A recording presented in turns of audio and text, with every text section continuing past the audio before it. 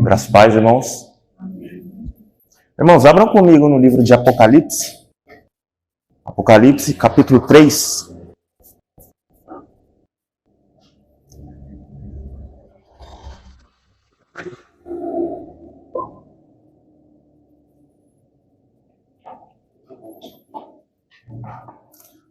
Farei a leitura dos versos 1 a 6.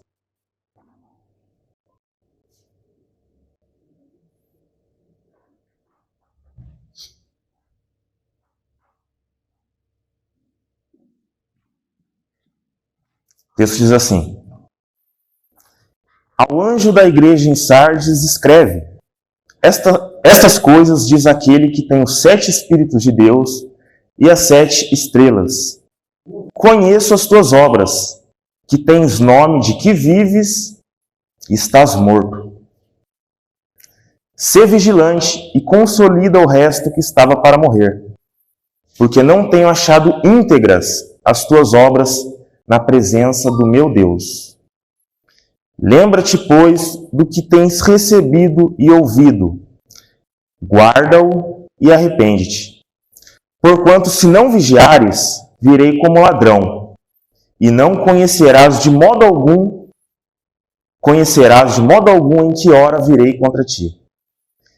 Tens, contudo, em Sardes, umas poucas pessoas que não contaminaram as suas vestiduras e andarão de branco junto comigo, pois são dignas. O vencedor será assim vestido de vestiduras brancas, e de modo nenhum apagarei o seu nome do livro da vida. Pelo contrário, confessarei o seu nome diante de meu Pai e diante dos seus anjos. Quem tem ouvidos, ouça o que o Espírito diz às igrejas. Meus irmãos, antes de eu explorar com os irmãos melhor essa carta dirigida à igreja de Sardes, eu quero trazer um panorama aqui da cidade de Sardes na época em que essa carta, ou melhor, que o livro de Apocalipse foi escrito. Então eu vou trazer um breve panorama histórico da cidade de Sardes no período em que o Apocalipse foi escrito. E isso é muito válido, porque João ali, inspirado pelo Espírito Santo, ele escreve o que o próprio Cristo disse a ele para ele escrever. E é interessante que nessa carta ele usa da analogia, ele faz comparações do estado espiritual da igreja com o estado que a cidade de Sardes estava passando. Então é por isso que eu vou trazer um breve panorama histórico da cidade de Sardes. Essa cidade de Sardes, ela foi fundada aproximadamente no ano 1400 antes de Cristo. Então já na época, ela era uma cidade muito antiga, 1400 antes de Cristo. Ela se encontrava na região da Lídia, da Ásia Menor. Essa era a região que a cidade se encontrava. Hoje, ela é a atual Turquia, Turquia Ocidental. Mas ela se encontrava na região da Lídia, na Ásia Menor. E a religião predominante ali daquela povoação de Sardes, dos cidadãos de lá, a religião predominante era uma religião pagã. Eles se dedicavam aos deuses gregos, os deuses mitológicos, porque aqueles eram os deuses dos romanos. E Sardes também estava sob o jugo de Roma, Era uma província romana. Então, a povoação ali, a maioria dela, se dedicava a esses deuses gregos, que eram os deuses que os romanos adoravam. E eu cito ainda alguns fatos interessantes que aconteceram na cidade, Essa cidade de Sardes, ela era conhecida como a Inconquistável. A Inconquistável. Porque muito antes de ser uma província romana, o rei daquela cidade ali, o rei da Lídia, ele era rei daquela cidade que foi edificada, fortificada, construída em cima de um alto monte. Por isso que ela era conhecida como a Inconquistável. porque por ser edificado no alto monte, dificultava muito a invasão de seus inimigos. Porém, no ano ali de aproximadamente 540 a.C., o rei Ciro da Pérsia, ele invadiu a cidade num ataque noturno. Gravem essas informações. Num ataque noturno, ele atacou a cidade e passou a governá-la, né? E uma última informação para nós explorarmos o texto aqui. Na época da carta, como eu disse, Sardes era uma província romana. Porém, já na época da carta, ela já não era a grande Sardes inconquistável, né? Porque depois de Cristo, ali no ano 17, ela sofreu um desastre natural, um terremoto, e ela havia se reerguido então, mas só que ela já não era mais a Sardes inconquistável, daqueles tempos gloriosos, né? Onde ela se orgulhava de ser uma cidade inconquistável, né? Mas ela estava em declínio. E João, ele aproveita isso para escrever então a realidade espiritual da igreja, que também estava em declínio, né? E posto isso, né, introduzido dessa forma a pregação, eu dei o tema para ela o tema da mensagem, da morte para a vida, da morte para a vida. Porque é uma igreja que aparentava vitalidade, estar bem, mas ela estava morta.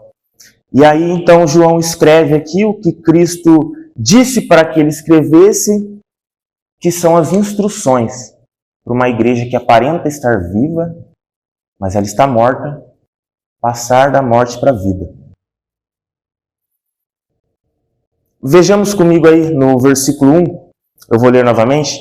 Ao anjo da igreja em Sardes escreve: estas coisas diz aquele que tem os 7 Espíritos de Deus e as 7 estrelas. Conheço as tuas obras, que tens nome de que vives e estás morto. O que nós vimos aqui logo nesse primeiro versículo, irmãos, é que essa aparência de vitalidade da igreja, de uma igreja viva, de uma igreja fervorosa, não é suficiente para ludibriar, para enganar Cristo. E Cristo aqui ele já se apresenta no início da carta como aquele que tem os 7 Espíritos e as 7 estrelas. Irmãos, para nós entendermos isso aqui, nós temos que partir do princípio que o livro de Apocalipse ele é um livro altamente simbólico. É cheio de figuras e cheio de simbolismos, né? E nesse contexto do livro simbólico aqui, de Apocalipse, o número 7 é um número que indica plenitude, totalidade. Até me lembro que um dia na escola dominical a dona Simone perguntou sobre isso. E 7 aqui nesse contexto dessa literatura apocalíptica significa totalidade. Então aquele que tem os 7 Espíritos é Cristo, que tem esse Espírito capaz, que tem todas as qualidades necessárias para manter uma igreja viva, para dar vida a uma igreja e continuar dando vida à igreja. É esse Espírito que tem todos os atributos necessários ali para manter, para ser o mantenedor da igreja. E nas cartas aqui de Apocalipse, que João escreve, geralmente Cristo ele se apresenta como alguém, ou melhor, a sua apresentação está relacionada com a situação da igreja. Então Cristo ele se apresenta aquele que tem o espírito vivificador, aquele que tem o espírito que tem tudo necessário para manter a igreja viva, e não apenas com uma aparência de viva. Ele vai dizer ainda que tem as 7 estrelas. As 7 estrelas, o próprio João vai dizer que são os anjos da igreja. Então, Cristo é aquele que tem o Espírito, que quando ele estava aqui na terra, prometeu que enviaria e de fato enviou, para que a igreja crescesse, e não apenas aparentasse ser uma igreja grande, uma igreja viva, mas uma igreja que tivesse influência no mundo. E também aquele que tem o controle dos pastores da igreja. É Ele quem levanta pastor, é Ele quem tira pastor, né? Cristo se apresenta dessa forma. Ele vai dizer então: conheço as tuas obras, que tens nome de que vives e estás morto. Nós podemos tirar muitas coisas deste primeiro versículo, mas o que eu quero frisar aqui, irmãos, é que uma igreja, isso inclui líderes, tá? Igreja não é só membresia, como se o pastor fosse alguém à parte, ou os presbíteros fossem pessoas à parte. Igreja, líderes e membros comuns, digamos assim, que não são movidos por esse Espírito, mantenedor da igreja, aquele que dá vida e continua dando vida. Se não são movidos por esse Espírito, a igreja declina, a igreja cai. Mesmo parecendo, demonstrando ser uma igreja viva, uma igreja que cumpre ali nas suas atividades, no culto, toda a liturgia correta, né? Eu cito o meu exemplo, irmãos. Eu posso muito bem vir aqui, chegar na hora que antecede o culto, ficar sentadinho ali no meu momento de oração, depois vir tocar, fazer parte do ministério de louvor, algumas vezes trazer a mensagem, e os irmãos terem uma visão: nossa, que rapaz devoto, que pessoa não só esforçada, mas fervorosa na presença do Senhor. Então, após os cultos ali, demonstrar um interesse pela vida dos irmãos, cumprimentando um a um, mas lá na minha casa, quem me conhece é Deus. Quando eu estou sozinho, quem me conhece é Deus. Quem sabe o que eu faço, qual é a minha motivação para estar aqui, é Deus. Se é para receber tapinha nas costas do pastor Dionísio, ou do pastor Aguinaldo, ou qualquer outro pastor que seja, é Deus. Se eu estou fazendo isso para receber a glória de homens, é Deus. Deus e eu. Eu sei se eu estou vivendo uma vida que aparenta vitalidade, mas na verdade eu estou morto por dentro. Na verdade eu estou visando glória de homens, né? Se algum pastor, se algum presbítero está visando glória de presbitério, Deus sabe disso. Deus sabe disso. E esse é um problema, irmãos, que assim como outros problemas aqui que João escreve das outras igrejas, esse é um problema que bem crítico. Crítico por quê? Porque a igreja, quando ela perde o primeiro amor, isso é mais evidente para os irmãos do que uma igreja que aparenta estar viva, mas não está. Uma igreja que tem a sua doutrina ali prejudicada por falsas doutrinas que entram na igreja, é menos difícil de detectar do que uma igreja que aparenta vitalidade, que aparenta estar fazendo tudo certo, mas no fundo não está, porque está morta. Por isso, irmãos, que nesse primeiro versículo que nós aprendemos, é que nós devemos confiar nos 7 Espíritos, no Espírito Santo, aquele que dá vida e continua a dar vida para a igreja. E quando eu estava preparando essa mensagem, eu achei uma mensagem muito, muito oportuna também, porque as eleições se aproximam e a única forma de nós escolhermos um pastor que ama a igreja, que é movido pelo Espírito para conduzir a igreja, é através do próprio Espírito. Não é por aquilo que o pastor demonstra, uma simpatia, né? Porque ele é agradável a nós, porque aparentemente ele faz tudo aqui, ele é um pastor doutrinador, ele não prega heresia. Irmãos, nós devemos buscar no Senhor a escolha de um pastor que ama a Betel para conduzir segundo a vontade dele. Porque se não for assim, a igreja que já está passando por uma dificuldade, a igreja Betel, aí sim que nós estaremos mortos diante de Deus, porque nós não seremos conduzidos pelo Espírito Santo. É isso que nós vemos aqui nesse primeiro versículo. Cristo, o Senhor, o nosso Senhor, que não é ludibriado pela aparência da igreja. E os irmãos reparem aqui que eu estou dizendo igreja realmente, porque é uma igreja de Cristo. É uma igreja que tem problemas, mas é de Cristo. E a igreja morta aqui é diferente de um ser humano morto em delitos e pecados que ainda não teve um encontro com Cristo. Aqui é uma igreja que teve esse encontro com Cristo, são crentes, mas só que eles não estão sendo guiados pelo Espírito. Por isso que João diz então que a igreja está morta, né? E no versículo 2, irmãos, nós vemos então, sabendo que a igreja está morta, nós vemos aqui de quem é o dever de mudar isso. O versículo vai dizer, versículo 2, ser vigilante e consolida o resto que estava para morrer, porque não tenho achado íntegras as tuas obras na presença do meu Deus. Como eu disse, irmãos, nós sabemos, cada um individualmente sabe, se nós estamos vivendo uma vida de crente, uma vida cristã apenas de aparência, ou realmente nós somos devotos ao Senhor. Irmãos piedosos, obedientes ao Senhor.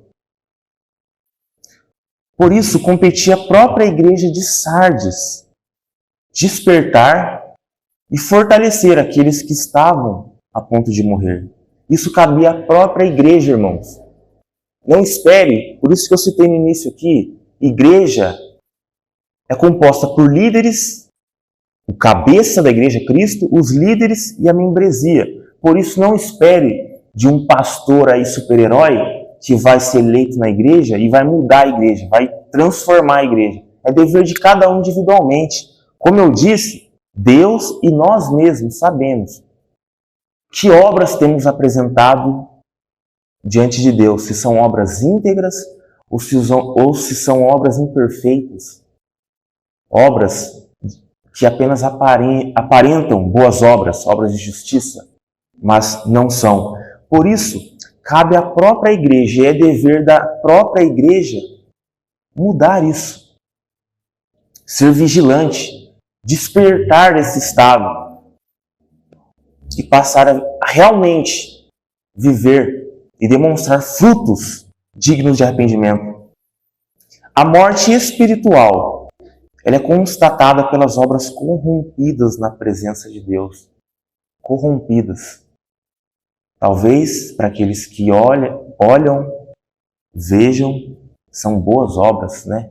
É um sermão acadêmico.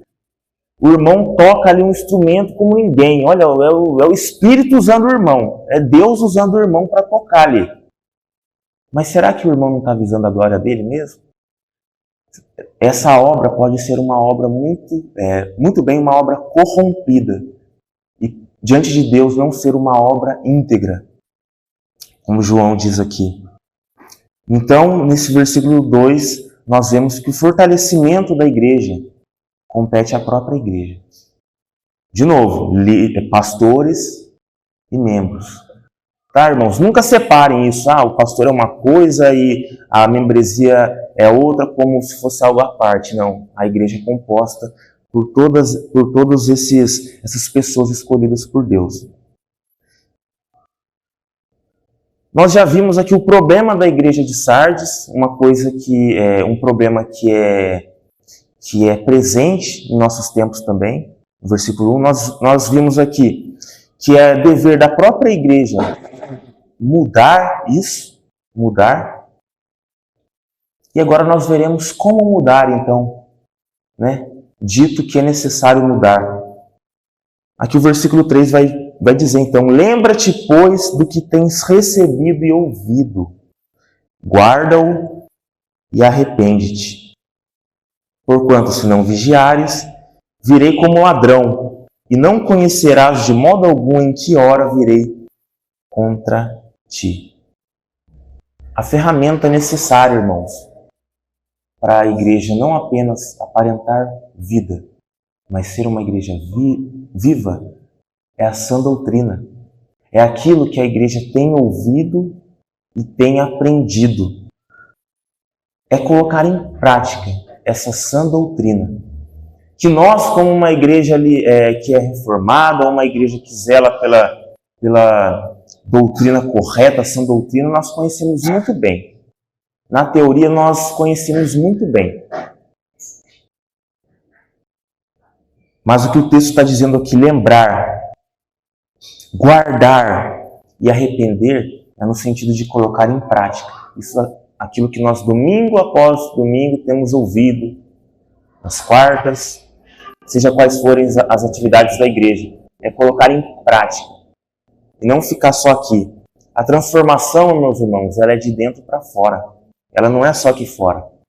Não é uma vida de aparência, de falsidade, de ser uma pessoa aqui na igreja e lá fora com os meus, ou no meu trabalho, ser outra. E quando chegar aqui, tá tudo, Deus está recebendo o que eu estou fazendo, eu estou fazendo tudo perfeito aqui, seguindo os mínimos detalhes, mas lá fora é uma outra vida. Não. Nós temos que colocar em prática uma transformação do interior para o exterior. E ainda a igreja é advertida, porquanto se não vigiares, virei como ladrão. E não conhecerás de modo algum em que hora virei contra ti. Meus irmãos, abram comigo lá em Mateus 24, no verso 40. Mateus 24, 40.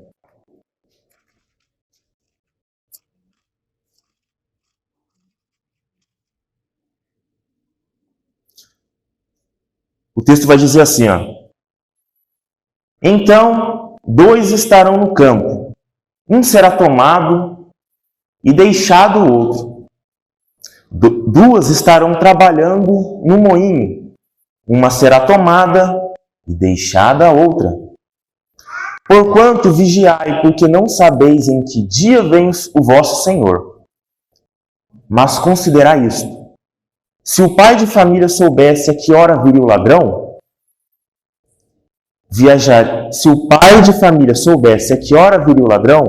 viajaria e não deixaria que fosse arrombada a sua casa.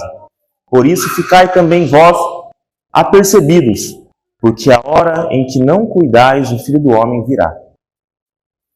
Isso aqui está dentro de uma parábola, né, que Cristo contou, e o que Cristo nos ensina aqui não é de maneira nenhuma um arrebatamento secreto, que alguns vão ser arrebatados e outros não, mas o que Cristo está nos ensinando aqui é vigilância.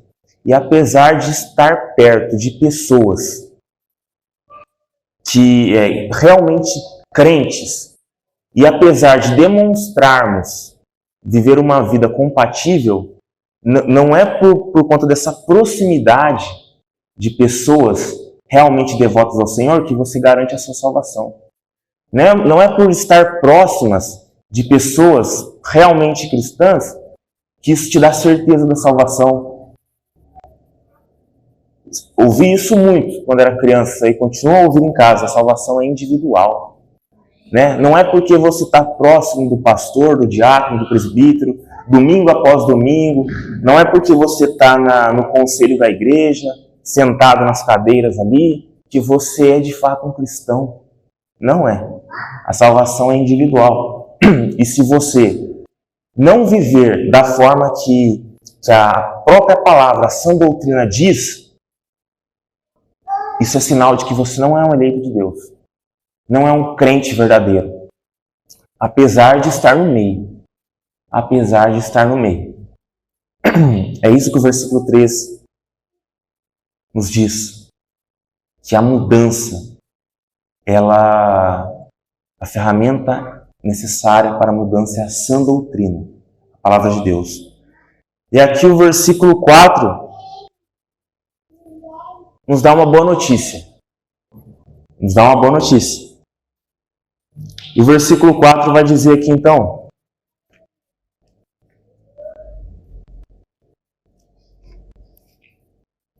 tens contudo em Sardes umas poucas pessoas que não contaminaram as suas vestiduras e andarão de branco junto comigo, pois são dignas.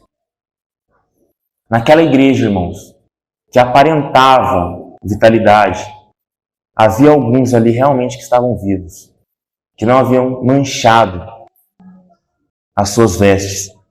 Era o remanescente fiel. E a igreja, irmãos, nós vemos aqui que ela não era composta apenas de mortos, mas de um remanescente fiel, que não havia se corrompido com os demais. E por isso ela seria recompensada. Ainda há, irmãos, um remanescente fiel na igreja de Cristo. Alguns que não se importam com a aparência, com o feedback, aquilo que o pastor vai falar para ele, com aquilo que os irmãos vão dizer a ele. É claro que isso é importante, nós devemos ouvir, acatar o conselho dos mais experientes, mas ele não está apenas preocupado com isso. E ainda há, irmãos, esse remanescente fiel. E o interessante também, irmãos, lembre-se que no início eu disse para os irmãos se atentarem naquele panorama que eu fiz da cidade de Sardes. Eu disse que a cidade era uma cidade que se dedicava à idolatria, né, de deuses gregos. E aqueles idólatras, então, eles adoravam a deusa Cibele, e para adorá-la, eles deviam chegar com vestes brancas. Só era permitido chegar a essa deusa para cultuá-la com vestes brancas. Mas, na verdade, aqueles que podem se achegar e se achegam verdadeiramente diante do verdadeiro e único Deus, diante de Cristo, aqueles que têm as vestes brancas, as verdadeiras vestes brancas, aquelas vestes que não estão contaminadas por obras que não são íntegras. Estes são aqueles que podem se achegar diante de Deus. Então, irmãos, nesse versículo 4 nós vemos que ainda há um remanescente fiel na igreja. E para finalizar, nós vemos aqui nos versículos 5 e 6 a promessa de vida para aqueles que acatarem o que Cristo disse aqui, né? Nós vemos então essa promessa de vida. E eu vou ler aqui para finalizar esses 2 últimos versículos. O vencedor será assim vestido de vestiduras brancas. E de modo nenhum apagarei o seu nome do livro da vida. Isso aqui eu vou explicar. Pelo contrário, confessarei o seu nome diante de meu Pai e diante dos seus anjos. Quem tem ouvidos, ouça o que o Espírito diz às igrejas. Aqueles então que mudassem, irmãos, que deixassem as vestiduras contaminadas, sujas, né? Aquela vida de aparência, aquela vida que aparentava um fervor, mas um fervor falso, né? Aqueles que deixassem, aí sim seriam vestidos de vestiduras brancas, né?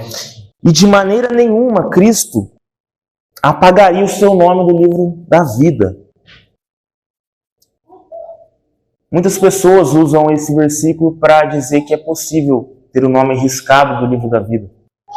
Mas, irmãos, reparem que não é isso que o texto diz. O que o texto está dizendo é a garantia de Cristo de que aqueles que mudassem não teriam os seus nomes riscados. É justamente o contrário. Aqueles que mudassem é sinal de que eles eram igreja de Cristo. E a garantia é que Cristo não vai riscar os seus nomes. Então, irmãos, se nós temos andado visando glória de homens, se nós temos andado, vivido uma vida cristã, visando, nos preocupando com aquilo que os homens vão pensar de nós, mudemos. Se mudarmos, é sinal de que fazemos parte da igreja de Cristo. E a garantia que Ele dá é que Ele não vai riscar os nossos nomes do livro da vida. Porque aquele que Deus, o próprio Deus, deu a esse Cristo aqui, que tem os 7 Espíritos, que tem o controle da igreja, o controle dos pastores, que o Deus que deu cada um de nós para Cristo, Cristo de maneira nenhuma vai lançar fora. É a certeza, a garantia que Ele dá. Então, irmãos, que nós não venhamos viver uma vida de aparência, preocupada com o que os líderes da igreja vão pensar de nós, né? Preocupada em estar... É importante estarmos aqui nos cultos, cultuando ao Senhor, mas não é porque nós estamos aqui todos os cultos é que nós somos fervorosos. Não, isso não significa isso. Tudo bem que é uma consequência natural, né? Você vai ter esse desejo de estar sempre na casa do Senhor e tal, mas que nós não vivamos uma vida de aparência. É isso que o texto, essa carta de Sardes, nos ensina e nos instrui. Nós vimos aqui hoje, irmãos, que Cristo ele não é enganado pela aparência viva de uma igreja que está morta. E Ele mesmo exige vigilância pela prática da sã doutrina da palavra de Deus para receber a salvação que nos foi prometida. Essa é a palavra à igreja de Sardes e essa é a palavra que pela manhã eu dou aqui aos irmãos.